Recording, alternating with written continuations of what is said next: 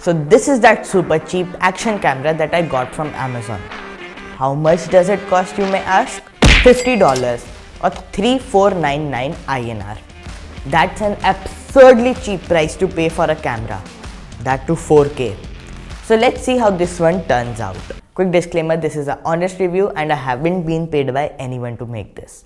So inside the box you get the camera, inside its waterproof casing, a clip, a handlebar, helmet pedestal and a communicator, wired cable and tethers, bandages, USB cable, a switch support, lens cloth and manual.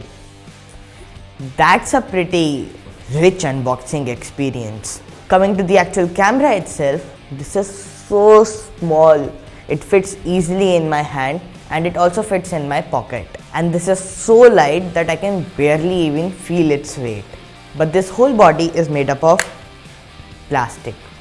So on the camera, at the front you get the power on and the mode button, the lens obviously.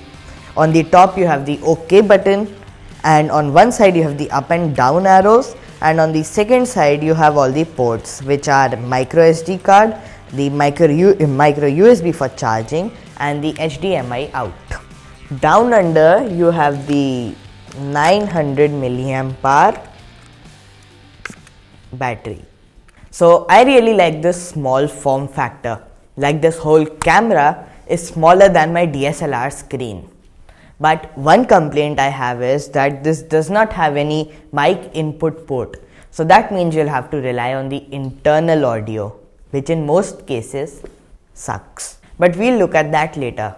As for the build quality, it's fine, nothing exceptional. So now let's talk about the screen and the menu options.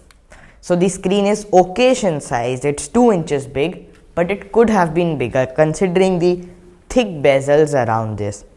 And there is no screen brightness adjustment on this camera.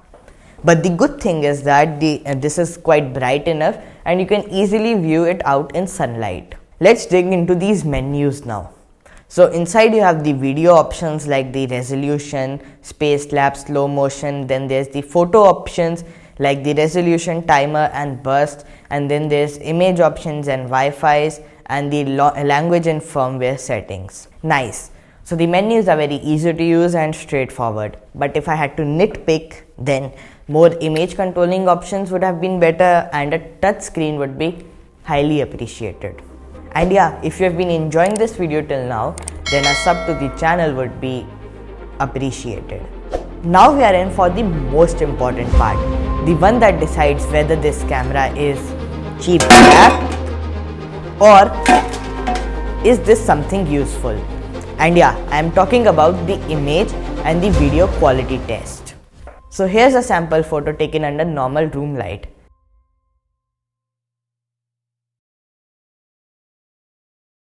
And this quality is already making me puke. The phone's ultra wide camera not only has better image resolution and quality, but the field of view is also very wide compared to the camera without being as bulgy. Then I went outside and this time the image was better. The colors were definitely muted, but it was fine. But still, again, the phone's ultra wide camera blew the action camera out of the water. The field of view was wider, the quality was better and the colors were just 100 times better. In the dynamic range test, the camera again suffered a heavy defeat. The Procus Viper's image is just blacked out. You can't see the trees on the right and it is very tough to tell that there's a red car. On the other hand, the phone's photo was again just 100 times better. The colors were better, field of view was better and I could actually see stuff. When the sun was directly in front of the camera, the image turned out to be even worse. In the low light test, again the camera produced very smudgy images with tons of noise and the phone just did a better job. Needless to say, the photos on this thing are kind of useless. Now for videos. So this is a video I made while walking. I'll have to appreciate that in 1080p it looks quite a lot better than the photos. But it was just very shaky. And if you thought that video was shaky, just take a look at this video I made while cycling with this camera and you'll realize how bad the stabilization is.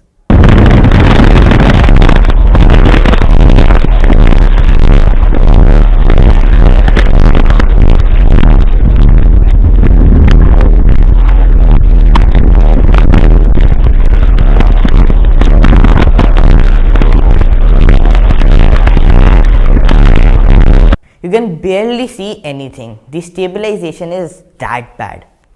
And now I feel bad calling this an action camera when it can't record any action at all. Now there's also a slow motion mode in this camera which can record at 720p at 120 fps, and this is how that looks.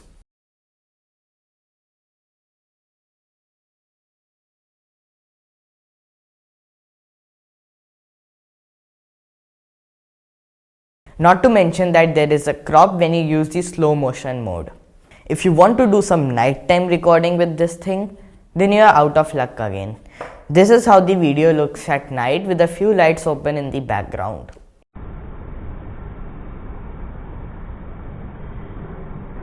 Until now, this camera has been a big disappointment to say the least. But can the extra features present in this spice things up a bit? For starters, there is Wi-Fi on this thing. So you can download the XDV app on both Android and iOS, and with that app you can view a live feed of what this camera is recording and adjust the settings and even start and stop the recording. The problem with this was that it did work, but it was very laggy and jittery. Apart from that, there is the ability to create time lapses with this, and in photos you can take burst photos and timered photos. In the additional settings you can adjust the image exposure and white balance, and there's a mode called driving mode and an image rotation mode. So I had saved up this part for the last. Can this camera survive underwater?